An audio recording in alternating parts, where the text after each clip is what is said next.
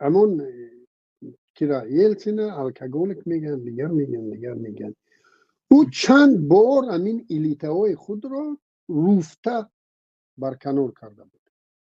پوتین هیچ کار نکرد. او پیش از پوتین تعیین کردن تمام پاکسازی ها را خودش کرد.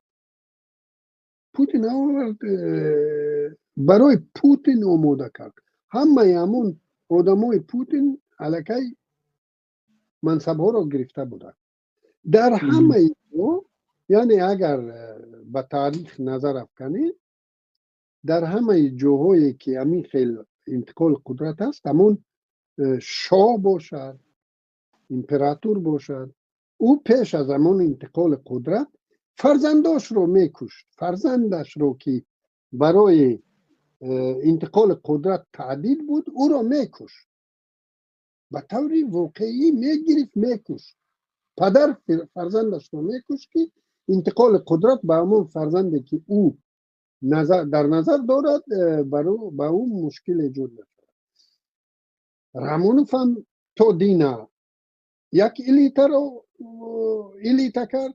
امروز باید اگر بخواهد که پسرش به قدرت بیاید و همین میراث وی که 30 ساله میراث وی 30 سال دیگر ادامه پیدا کند، او باید الیتای رستم را جایگزین الیتای امروزه کند. دیگر وریانت ندارد. از روی گفتی شما پس برمی آید که حالا بالای سری محمد ظاهر یک خطر وجود دارد.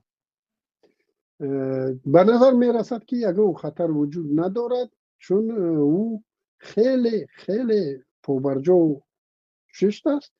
یعنی شاید سیاستمدار اگر بگوییم در تاجیکستان، سیاستمدار قدرتمند، سیاستمدار واقعا سیاستمدار حرفه‌ای و سیاستمدار واقعی همین مردک باشد که توانسته است که تمام قدرت را در زیر دست خود بیارد و همین انستیتوت های رسمی دولت هیچ کار نتوانند بر ضد او کنند.